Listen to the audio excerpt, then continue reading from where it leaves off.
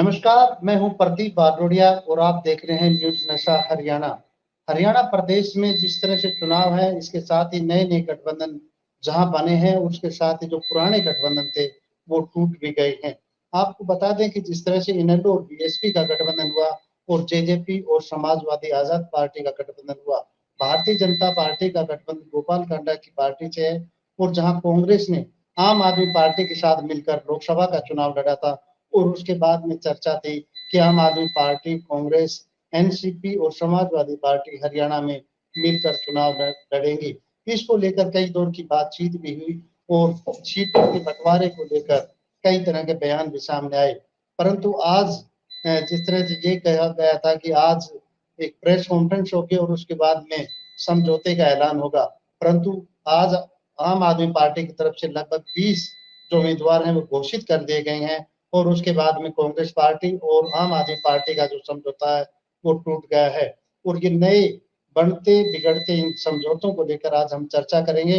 हमारे साथ में आज हाजिर रहेंगे, जिस तरह से चर्चा के अंदर मौजूद रहेंगे वरिष्ठ पत्रकार केवी पंडित जी, जो लगातार लंबे समय से देश और प्रदेश की जो राजनीति है उसके ऊपर नजर बनाए हुए हैं और इसके साथ ही वरिष्ठ पत्रकार और संपादक प्रवीण वत्स जी हमारे साथ में रहेंगे।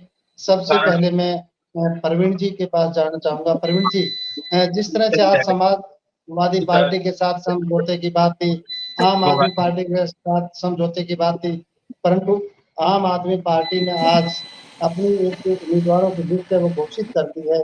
आप इसको किस नजर से देखते हैं? देखिए प्रदीप जी, लगातार जो है पिछले कई दिनों से आम आदमी पार्टी और कांग्रेस पार्टी के बीच सीटों के बंटवारे को लेकर एक चर्चा चली आ रही थी और आज उस चर्चा पर विराम आम आदमी पार्टी की ओर से लगा दिया गया। क्योंकि आम आदमी पार्टी कांग्रेस से क्योंकि एक लोकसभा पर आम आदमी पार्टी चुनाव लड़ी थी हरियाणा से, तो उसी फार्मूले के चलते वो 9 से 10 सीटें जो है कांग्रेस से मांग रही थी, लेकिन कांग्रेस किसी भी हालत में उनको 4 से 5 सीटें देने से ज्यादा तैयार नहीं थी। ये फार्मूला तय होते होते बात 6 पर आई, 7 पर आई, 5 पर आई, लेकिन कहीं ना कहीं कांग्रेस को लगा कि ऐसा नहीं हो सकता कि गठबंधन हो पाए, क्योंकि जो सीटें लगातार मांगी जा रही थी, जैसे गुरुग्राम सीट है उस पर आम आदमी पार्टी दावा कर रही थी, फरीदाबाद सीट पर आम आदमी पार्टी दावा कर रही थी। तो ये जो दो बड़े शहर हैं, इन सीटों पर आम आदमी पार्टी ने दावा किया था, लेकिन कांग्रेस ये सीटें उनको देने को तैयार नहीं थी, क्योंकि गुड़गांव से अभी कांग्रेस ने मोहित ग्रोवर को ज्वाइन कराया था, जो पिछले विधानसभा चुनाव में 48,000 वोट लेकर के दूसरे नंबर पे रहे थे। और कांग्रेस को ये लगता है कि जो बीजेपी की एंटी इनकम्बेंसी है उसका फायदा उठाकर इस बार मोहित ग्रोवर ये सीट कांग्रेस की झोली में डाल सकते हैं, क्योंकि पिछले 15 साल से कांग्रेस गुड़गांव सीट से सत्ता से दूर है। तो कांग्रेस भी नहीं चाह रही थी और कांग्रेस के जो प्रांतीय नेता हैं वो भी ये नहीं चाह रहे थे कि गठबंधन की राह पर कांग्रेस चले।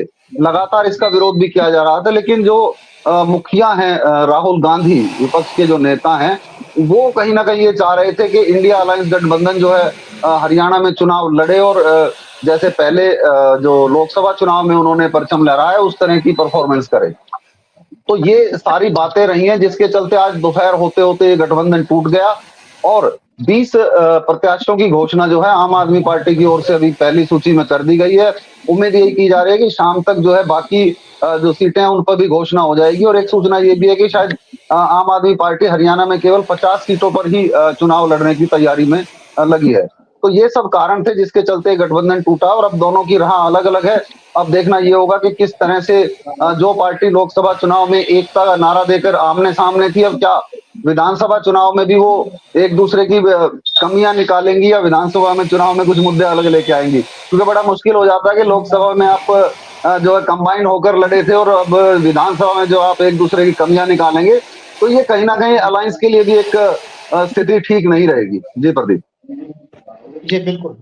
मैं केवी पंडित जी के पास जाना चाहूंगा। सर, आपका एक लंबा अनुभव है, आपने हवीपा बीजेपी का गठबंधन देखा, आपने विशाल हरियाणा पार्टी थे उसके गठबंधन के बारे में सुना है और देखा है, इनेलो बीजेपी का गठबंधन और उसके साथ ही बीजेपी और जेजेपी का गठबंधन। तो ये गठबंधनों को आप किस तरह से देखते हैं? ये गठबंधन हो जाते हैं फिर टूट जाते हैं और एकदम से जो विचारधाराएं अलग होती हैं फिर एकदम से विचारधाराएं एक जैसी हो जाती हैं, क्या मानते हैं इनको आप? देखो, गठबंधन की राजनीति लंबे समय से चल रही है। हर पार्टी के लिए, चाहे बीजेपी हो, कांग्रेस हो, अन्य पार्टियों गठबंधन के लिए प्रयास करती हैं। कारण के तब वो मानती हैं अपने पक्ष की वोट को कंसोलिडेट कर दिया जाए। यही विचार करके हरियाणा में भी लोकसभा चुनाव में एक सीट आम पार्टी को दे दी गई। हालांकि ये सबको पता था कि आम पार्टी का हरियाणा में ज्यादा कोई नेटवर्क नहीं है और 90 सीटों पर लड़ने के काबिल नहीं है, लेकिन उन्होंने 10 सीट मांगी। और ये पहल भी क्यों हुई कि राहुल गांधी ने एकाक, जब चुनाव समिति की बैठक हो रही थी कांग्रेस की, तो उसमें ये प्रस्ताव रखा, सुझाव दिया, अभी प्रदेश बॉडी ये विचार करे क्यों ना आम पार्टी से समझौता कर लिया जाए, गठबंधन कर लिया जाए। उस पर एक कमेटी बनी जिसमें हुड्डा साहब थे, बावरिया साहब थे और थे अजय माकन थे, उनकी तरफ से भी कई थे। बातचीत चली, बातचीत के बाद वो तालमेल नहीं रहा। वो 5 सीट देना चाहते थे और ये 10 से नीचे आने को तैयार नहीं। आखिरी में गठबंधन टूटना ही था, कोई समझौता हुआ नहीं। और इसलिए ये गठबंधन आज जो है, जब सारे प्रयास सफल नहीं हुए, तो आज आम पार्टी ने 20 उम्मीदवार की घोषणा करके ये कर दिया कि अकेले चलेंगे अब हम। अब ये देखने की बात है कि चुनाव लड़ेंगे किन किन मुद्दों पर लड़ेंगे और आपस में ये फ्रेंडली मैच करेंगे या एक दूसरे की आलोचना भी करेंगे, क्योंकि रूलिंग पार्टी और जो लड़ने वाली पार्टी है हमेशा एक दूसरे की खामियां निकालते हैं, प्रशासनिक जो कमजोरियां उनको उजागर करते हैं। लेकिन ये दोनों ही अपोजिशन में है, क्या मुद्दे उठाएंगे क्या नहीं उठाएंगे, दोनों का मुख्य लक्ष्य बीजेपी को क्या है। तो देखते हैं किस तरह तालमेल होता है कि नहीं होता। लेकिन ये बात है, और ये शुरुआत भी किसी केजरीवाल का गृह राज्य हरियाणा है, और उस समय जो प्रयास हुए शुरू में, और राहुल गांधी की नीयत भी साफ थी, वो भी इंडिया गठबंधन है तो इसमें जितने सहयोगी हैं सबका सहयोग लिया जाए। समाजवादी पार्टी को भी एक सीट देने की चर्चा थी, लेकिन ये आम पार्टी के साथ जैसे हुआ, मुझे नहीं लगता अब समाजवादी पार्टी से भी कोई गठबंधन होगा। लेकिन अभी तक हरियाणा में जो दूसरी पार्टी है वो भी गठबंधन में बंधी है। बीजेपी जैसे गोपाल कांडा की पार्टी से बन रही है, जेजेपी जो है आजाद समाजवादी पार्टी से बन रही है, और लोकदल ने बसपा से समझौता किया है। तो सारे दल जो चुनाव में आपस में लड़ रहे हैं उनमें बीच भी गठबंधन है। अब गठबंधन नहीं होगा फिर ये भी मैदान में आएंगे। लेकिन हालत ये है हरियाणा की, इस समय हरियाणा की हालत ये है, अब लगता है ये सीधा मुकाबला कांग्रेस और बीजेपी के बीच है। अब उसमें ये वोट कटुआ पार्टियां कितना कितना नुकसान करेंगी ये देखने की बात है। लेकिन 5-7 हजार से ज्यादा वोट काटने वाले इनके उम्मीदवार नजर नहीं आ रहे, और न इन पार्टियों का इतना बड़ा नेटवर्क है। और जो 2 पार्टियां थी जो लंबे समय से हरियाणा की राजनीति में संगठित है, लोकदल और जेजेपी, उनकी प्रतिष्ठा लोकसभा चुनाव में 1% वोट की रहेगी थी, और शायद वही 1-2% वोट की अभी बचेगी, क्योंकि उनकी और अन्य कारणों से उनका वो प्रभाव क्षेत्र नहीं रहा। अब ये समझौता टूटा है, और जो बीजेपी में घमासान बना सीट के उम्मीदवार घोषित करने के बाद से उससे कांग्रेस डरी हुई है। उसने पहले 32 सीट की घोषणा की, जिसमें बबीता फोगाट के अलावा, विनेश फोगाट के अलावा अपने 30 उम्मीदवार, जिसमें 28 उम्मीदवार तो इनके अपने थे, और एक वो धर्मपाल गोंदर था, और एक वो रामचंद्र काला जो जेजेपी से आया था, उनको टिकट दी। अब ये देखने की बात है, कल एक सीट इन्होंने घोषणा की, 9 नाम केवल घोषित किए, उसमें भी वही नाम थे जो एक्सपेक्टेड थे, जैसे वीरेंद्र सिंह का लड़का था और दूसरे नेताओं के बच्चे थे, उनके नाम घोषित होने थे, वो कर दिए उन्होंने। अब वो मेजर सीट घोषणा अब करनी पड़ेगी कांग्रेस ने। 49 उनके उम्मीदवारों की सीट बाकी है, और अब इन्होंने 20 की घोषणा की, 90 नहीं तो ये 50-60 सीट तो करेंगे ही घोषणा। तो आम पार्टी क्या करेगी, और दूसरी पार्टियां भी हैं, और इन्हीं बीजेपी के झगड़ों को देखते हुए बीजेपी डरी हुई है। उसने अपने बकाया जो उम्मीदवार थे उनकी घोषणा भी अभी तक नहीं की है। उनको लगता है फिर ना उबाल पैदा हो जाए, फिर ना ये जो इनका कोहराम मचा वो ना हो, तो वो सारा कुछ चला हुआ है। गठबंधन की राजनीति सफल जब होती है जब दोनों के उद्देश्य एक हो, साझा कार्यक्रम हो और उसमें लगे। केवल जीतने के लिए गठबंधन करना ये ना लोकतंत्र के हित में है और ना इन पार्टियों के हित में है। अब लगता है ये पार्टियों को विचार से कोई लेना देना नहीं, कोई कॉमन मिनिमम प्रोग्राम नहीं इनका, लेकिन ये चुनाव जीतने के लिए तालमेल एक दूसरे की बहुत काट के बच जाएंगे और उसका फायदा ये, लेकिन इसमें जो चला हुआ ये हरियाणा के हित में भी नहीं है, लोकतंत्र के हित में भी नहीं। बिल्कुल। प्रवीण जी, आपको क्या लगता है कि जिस तरह से जब लोकसभा चुनाव थे, कांग्रेस भी मोदी के नाम से डरी हुई नजर आ रही थी, एक गठबंधन बनाया, इंडिया गठबंधन, और सभी छोटी बड़ी पार्टियों को शामिल कर लिया, और हरियाणा के अंदर भी आम आदमी को सीट दे दी, और जब हरियाणा की बारी आई और ये लगा कि कांग्रेस के पक्ष में माहौल है, बीजेपी के खिलाफ माहौल है, तो गठबंधन से इनकार कर दिया। तो आप किस तरह देखते हैं कि कांग्रेस का ये ओवर कॉन्फिडेंस है या क्या है ये? देखिए, ओवर कॉन्फिडेंस कहें या, क्योंकि ओवर कॉन्फिडेंस कहना तो ठीक नहीं होगा प्रदीप जी, लेकिन एक बात जरूर तय है कि आम आदमी पार्टी का जनाधार हरियाणा के कुछ हिस्सों को छोड़कर नहीं दिखाई देता है, क्योंकि जिस तरह से एक सीट पर भी आम आदमी पार्टी लड़ी थी तो वहां पर इतना कुछ अच्छा ज्यादा परफॉर्म नहीं कर पाई थी। उसी की रिपोर्ट को लेकर जो है कांग्रेस ने ये निर्णय लिया कि उनको 3 से 4 सीटें दी जाएं, जहां पर वो सीटें वो थी जहां पर कांग्रेस खुद को कमजोर महसूस कर रही थी। तो उन सीटों का ऑफर जरूर दिया गया था, लेकिन उसको आम आदमी पार्टी ने मानने से इनकार कर दिया, और यही कारण रहा कि ये गठबंधन बना ही नहीं और समय से पहले ही टूट गया। यहाँ पर एक और बात है कि आम आदमी पार्टी का दावा है कि जो दिल्ली से लगते क्षेत्र हैं उनमें उनकी पकड़ है, क्योंकि दिल्ली में आम आदमी पार्टी की सरकार है और दिल्ली का एरिया जो है उनकी पकड़ में है। तो जो दिल्ली से लगते जो क्षेत्र है एनसीआर के, चाहे आप सोनीपत ले लीजिए, गुरुग्राम ले लीजिए, फरीदाबाद ले लीजिए, तो इनमें उनकी पकड़ दावा करती है आम आदमी पार्टी, लेकिन ऐसा कुछ जमीनी स्तर पर देखने को नहीं मिलता, दिखाई देता। इसके साथ ही आम आदमी पार्टी की सरकार पंजाब में भी है। पंजाब से लगे इलाकों में भी आम आदमी पार्टी की डिमांड थी कि वहां पर उनको टिकट दी जाए ताकि वो वहां पर अच्छा परफॉर्म कर पाए। दिल्ली मॉडल और पंजाब मॉडल को लेकर लगातार आम आदमी पार्टी हरियाणा में अपनी उपस्थिति दर्ज कराने की कोशिश करती रही है। अभी पीछे आपको याद होगा, नारनौल में भी जो सुनीता केजरीवाल है उन्होंने अपनी एक रैली की थी, उसमें भी काफी बवाल हुआ था, कई तरह के रूमर सुनने को मिले थे उस दौरान जो है। तो एक जनाधार बनाने की जो कोशिश आम आदमी पार्टी की थी वो कहीं यहाँ पर दिखाई नहीं दे रही है।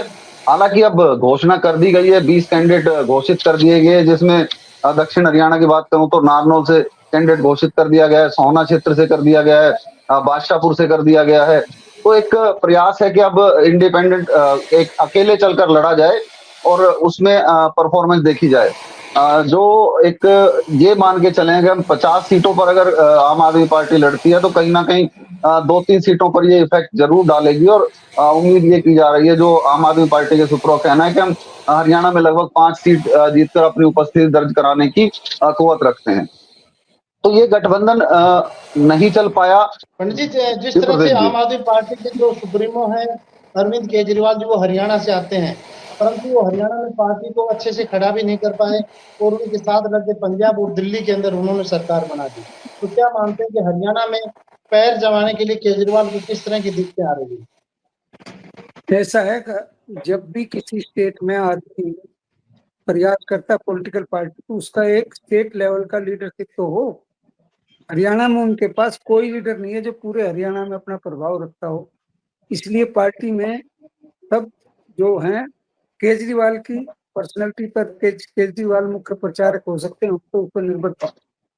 इसलिए पार्टी की स्थापना, आम पार्टी की स्थापना हुई भी है, लेकिन हरियाणा में उनका प्रभाव नगण्य है, क्योंकि नेटवर्क चाहिए हर जिले में, हर बूथ पर नेटवर्क चाहिए, जो पार्टी चुनाव लड़ने के हर क्षेत्र में प्रभाव हर जगह चाहिए, वो आम पार्टी के पास है नहीं। लेकिन वो केजरीवाल की पर्सनैलिटी पे, क्योंकि 2 जगह पावर में है, वो दिल्ली में और पंजाब में, अब वो चाहते हैं कि वो हरियाणा में भी अपनी पैर जमाए जाए, लेकिन पैर जमाने के लिए स्टेट लेवल का कोई लीडर तो चाहिए। सुशील गुप्ता जी का वो नहीं है वजन, क्योंकि सुशील गुप्ता ने अब जो चुनाव लड़ा उस क्षेत्र से कांग्रेस के साथ समझौता करके, तो 9 में से केवल 4 कॉन्स्टिट्यूंसी में जीत पाए वो। लोकसभा काउंटिंग जब हुई तो उनमें से 4 में ही जीत पाए, तो इसलिए 4-5 सीट भी कांग्रेस को देना चाहती थी, उनका प्रभाव इससे ज्यादा नहीं है। नहीं तो अगर पार्टी का प्रभाव होता, 1 महीने पहले नाम घोषित कर दिया सुशील गुप्ता का, तो 9 की लोग विधानसभा सीटों में उसने जीतना चाहिए था, लेकिन वो नहीं हुआ। अब उन्होंने कहा कि हम ये 10 सीट लेंगे। वो 10 सीट वाली बात चलनी नहीं थी इनकी। तो कांग्रेस के नेताओं का ये मानना था कि इस पार्टी का प्रभाव नहीं है, सीट खोनी पड़, जो इनको देंगे वो सीट खोनी पड़ेगी। फिर उन्होंने अपनी जो कमजोर सीट लगती थी उनको दे दे, वो उन्होंने मानी नहीं, इसलिए टकराव चलता रहा। और अब ये लगता है कि खड़े भी होंगे, लेकिन ये वोट कटाऊ पार्टी रही है। गुजरात में भी इनका प्रभाव था, कांग्रेस को हराने में इनका सहयोग रहा था, लेकिन हरियाणा की स्थिति गुजरात की नहीं है। गुजरात में तो आदमी लीडरशिप उनकी स्टेट लेवल की नहीं थी। यहाँ तो भूपेंद्र हुड्डा जैसे बड़े बड़े शैलजा जी हैं, बड़ा प्रभाव रखते हैं, इसमें कांग्रेस का माहौल बना हुआ। अगर कांग्रेस के विरोध में बात करेंगे तो इनको हो सकता है इनको और वोट कम मिले, क्योंकि पिछली बार जो फायदा हुआ, कांग्रेस को 31 सीट मिली, कांग्रेस को 40 मिली, मेजोरिटी बीजेपी को मेजोरिटी नहीं मिली, 40 सीट मिली। तो उसके बाद इन्होंने 1 मिनट में ही जेजेपी से समझौता करके अपनी सरकार बना ली, और वो सरकार चलती रही। दोनों में मेल नहीं खाता था, वादे अलग अलग करे थे दोनों ने। चुनाव में जो है बीजेपी ने नारा लगाया था 75 पार का, और जेजेपी ने नारा लगाया था जमुना पार कर देंगे इसको। तो वही वो सरकार भी चली, सरकार में पॉपुलरिटी नहीं बढ़ पाई, और ये डाउन हो गए, क्योंकि हरियाणा में जो किसान समुदाय है, जब आंदोलन चला तो जेजेपी उस आंदोलन में बीजेपी की सरकार में शामिल होने के कारण कुछ रोल नहीं कर सकी, किसान से नाराज हो गए। जेजेपी का वर्ग जो प्रभाव क्षेत्र किसानों में था। अब जी दूसरा संविधान की बात आ गई, आरक्षण की बात आ गई, दलित भी कांग्रेस के साथ चले गए। इससे 10 में से 5 सीट कांग्रेस को मिल गई, कांग्रेस के हौसले बढ़े हुए हैं। इसलिए वो जी कोई समझौता ना करें, ये मन ज्यादा था, क्योंकि राहुल गांधी की बात को उन्होंने रखना था। राहुल गांधी का आदेश हो गया, समझो उन्होंने सुझाव दिया, लेकिन वो आदेश मान के प्रयास हुए, लेकिन वो प्रयास सिरे नहीं चढ़े। अब मुझे लगता है कि तो ये सब लड़ेंगे, और कांग्रेस को अब मुझे लगता है जिस तरह बीजेपी में बिकरिंग है, और पहले ही डिफेंसिव है बीजेपी की लीडरशिप, और स्टेट लेवल की बीजेपी की लीडरशिप है ही नहीं। जैसे वो खट्टर साहब सारे हरियाणा में प्रचार मुख्य प्रचारक नहीं बन सकते, नायब सिंह जमे नहीं। कांग्रेस के पास नेतृत्व है, स्टेट लेवल पर प्रभाव भी रखता है। तो वो अब मुझे ये लगता है कि ये सारी पार्टियां खड़ी भी होंगी, लेकिन ये सस्ते में निमट जाएंगे, क्योंकि क्षेत्रीय पार्टियां जो रिजल्ट लोकसभा में रहे थे वही रिजल्ट विधानसभा में आने की संभावना है।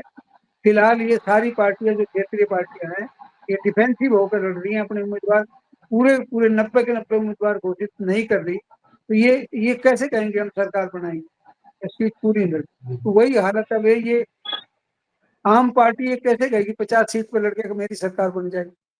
तो ये जो बात है, ये कांग्रेस के पक्ष में जाती है, इनकी कमजोर स्थिति जो। लेकिन ये जी चुनाव है, उम्मीदवारों की घोषणा हो रही है, कल तक हो सकता है कांग्रेस की उम्मीदवार की घोषणा हो जाए, तो फिर लगेगा अंदाजा मुकाबला किस तरह का होगा, और क्या रूप बनेगा, रूपरेखा बनेगी। जो स्थिति है, राजनीतिक वातावरण जो है, जैसे बेरोजगारी है, महंगाई है, किसान नाराज हैं, पंच सरपंच नाराज हैं, आंगनबाड़ी वर्कर नाराज, ये सब माइनस पॉइंट है इसके भाजपा के। कांग्रेस के ये उनके माइनस होने से कांग्रेस के प्लस हो गए। मतलब माहौल, जनता चुनाव लड़ रही है इस बार, जनता नाराज है बीजेपी से, लेकिन कांग्रेस वाले कोई ऐसा प्रयास नहीं कर रहे जिससे उनको लगे कि वो सरकार बनाने में बड़ी तेजी से बड़े मुद्दे उठा के वो प्रभावशाली ढंग से चलेंगे। लेकिन फिर भी ये जो समझौता नहीं हुआ है, इससे लगता है कहीं ना कहीं जो भाजपा विरोधी दल है उनमें नुकसान होने की संभावना ज्यादा रहेगी। आपस में टकराव इनका, वोट काटेंगे भी, एंटी बीजेपी वोट काटेंगे सारे मिला के। तो क्या क्या बनेगा वो लगता नहीं बहुत बढ़िया सीन बने, लेकिन असली सीन जब निकलेगा चुनाव का मुद्दा क्या बनेगा, जब ये सब दल अपने उम्मीदवार घोषणा कर देंगे, और उसमें कांग्रेस और बीजेपी किस किस को कहाँ का खड़ा करती है। इस बार एक एक उम्मीदवार की परफॉर्मेंस पे चुनाव निर्भर करेगा, बहुत ज्यादा मुद्दे नहीं है। ये कह सकते हैं थोड़ा सा प्रभाव क्षेत्र कांग्रेस के पक्ष में है, लेकिन ये नहीं कह सकते कि पूरा पक्ष में है। कोई 1987 वाली बात नहीं है। अब माहौल बिल्कुल कांग्रेस, उस समय कांग्रेस के खिलाफ था, न्याय युद्ध की वजह से देवीलाल जी की गुटी चढ़ी हुई। ऐसा कोई माहौल मुझे राजनीति में नजर नहीं आ रहा। इसलिए लगता ये है कि चुनाव उम्मीदवार की घोषणा होने के बाद फिर ये रास्ता निकलेगा कि राजनीति का क्या रूप रहेगा। जी, बिल्कुल। प्रवीण जी, जिस तरह से जो गठबंधन अभी टूटा है, आपको क्या लगता है कि इस गठबंधन टूटने का सबसे ज्यादा फायदा किस पार्टी को होगा और इंडिया गठबंधन पर इसका क्या असर पड़ेगा आने वाले समय में?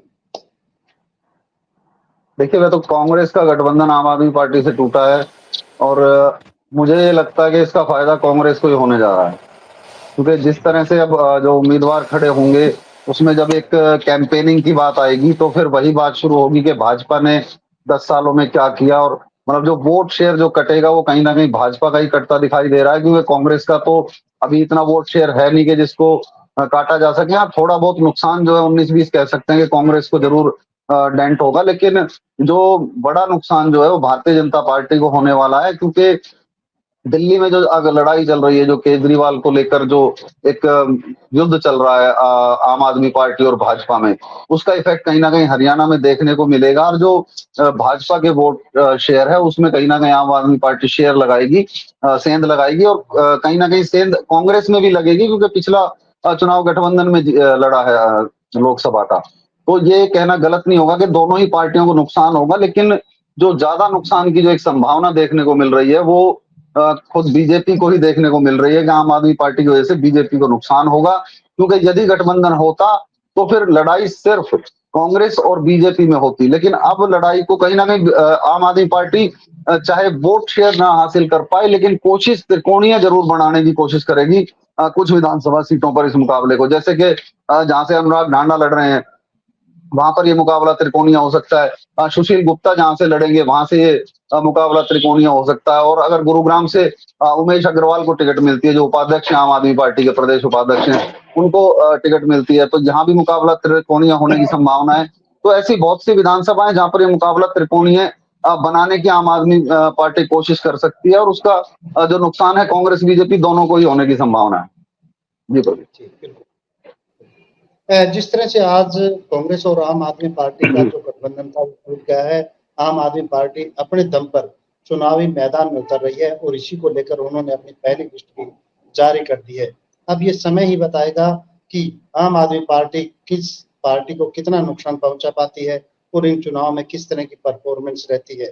आज की चर्चा में जुड़े मेहमानों का बहुत बहुत धन्यवाद, और आगे भी इसी तरह से हरियाणा से जुड़े मुद्दों को लेकर चर्चा जारी रहेगी। तब तक के लिए नमस्कार। और आप हमसे जुड़े रहने के लिए सब्सक्राइब करें YouTube पर, फॉलो करें Twitter पर और लाइक करें Facebook पर। और ज्यादा जानकारी के लिए आपको टाइप करना होगा सिर्फ न्यूज़ नशा।